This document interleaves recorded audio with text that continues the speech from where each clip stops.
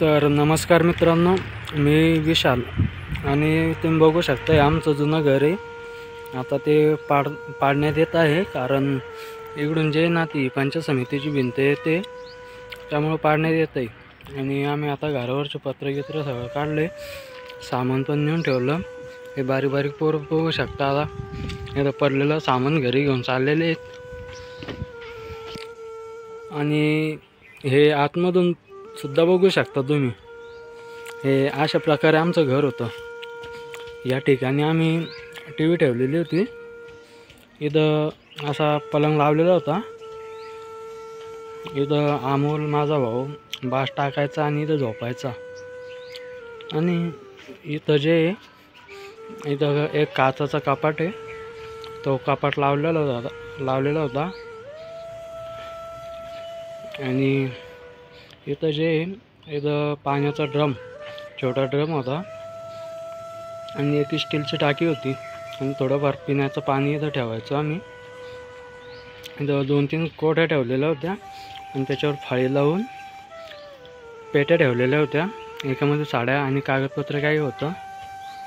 आणि या ठिकाणी देवारा होता. इथं बाजूलाच एक टेबल लावून देवारा म्हणजे देवांचं थोडं छोटं घर बनवलेलं होतं. आणि या ठिकाणी आम्ही रॅक लावलेला होता, कपाट लावलेलं होतं. या ठिकाणी आम्ही इथं देऊळ होतं, या ठिकाणी आम्ही कपाट लावलेला होता. आणि त्याच्या बाजूलाच आम्ही छोटा एक रॅक आहे आमच्याकडं, हा रॅक लावलेला होता. इथं समोरच मम्मीनं गॅस ठेवलेला होता. इकडं गॅसची टाकी होती, इथं स्वयंपाक करायची मम्मी.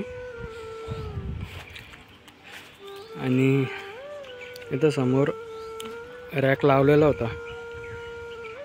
आणि इथं पण स्टीलचा रॅक लावलेला होता.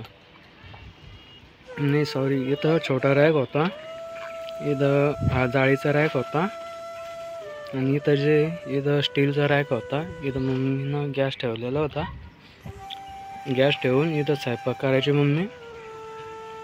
आणि या ठिकाणी काचेचा कपाट, या ठिकाणी देऊळ होतं. आणि या ठिकाणी पिण्याचं पाणी ते ठेवायचे. इथं काचेचा कपाट होता. इथं अमोल झोपायचा. इथं जे टी व्ही लावलेली तो कोपऱ्यामध्ये, इथं आपण पलंग टाकलेला होता, गादी. आणि या ठिकाणी छोटा हे होता टेबल, त्यावर थोडं सामान ठेवायचो आम्ही. तर अशा प्रकारे आम्ही सामान लावलेलं होतं. पण आता बघू शकता पूर्ण उद्ध्वस्त झालेलं आहे. खूप मन नाराज होतं आहे. हे सरकारी कामं पण कधी चालू होतात काय समजत नाही राव.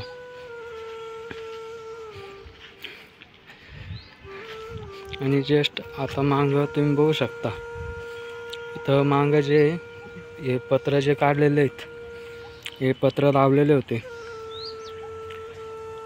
या ठिकाणी बास टाकून मी झोपायचो मागं. इथं आम्ही एक टेबल ठेवून तिथं बिस्तर म्हणजे आमची गोधड्या बिस्तर इथं ठेवायचो आम्ही. इथं चूल होती आणि बाजूलाच मोठा 500 लिटरचा ड्रम होता. इथं इकडून या ठिकाणी आम्ही बकेटा ठेवायचो, पाण्याच्या बकेटा. आणि या ठिकाणी 200 लिटरचा ड्रम ठेवलेला होता चुलीच्या बाजूला जस्ट. इकडून बाहेर जाण्यासाठी रस्ता होता. मग बघू शकता तुम्ही, या झाडाजवळ मी खूप व्हिडिओ पण बनवलेले. हे माझ्या व्हिडिओमध्ये तुम्हाला इंस्टाग्रामच्या रीलमध्ये हा पपाया पण दिसेल. आणि इकडं मागं मी व्यायाम करायचो, व्हिडिओ बनवायचो. आणि इकडं मागं रस्ता होता. आणि हे झाडं रोपं लावले होते अमोलने, माझ्या लहान भावाने. खूप जीव लावायचो आम्ही रोपाला. आता आम्ही यांना घेऊन पण जाणार आहे तिकडं नवीन घरी. या झाडाची खूप खूप छोटं होतं तेव्हापासून आम्ही याची जपण करत होतो, जतन. तेव्हापासून याला जपलेलं होतं आम्ही. आता एवढं झालेलं आहे, पण नाईलाजाने आता ते पण सांगता येत नाही. हे काम चालू झाल्यावर तोडू पण शकतात त्याला. आणि आमची आंघोळ करायची न्हाणी होती,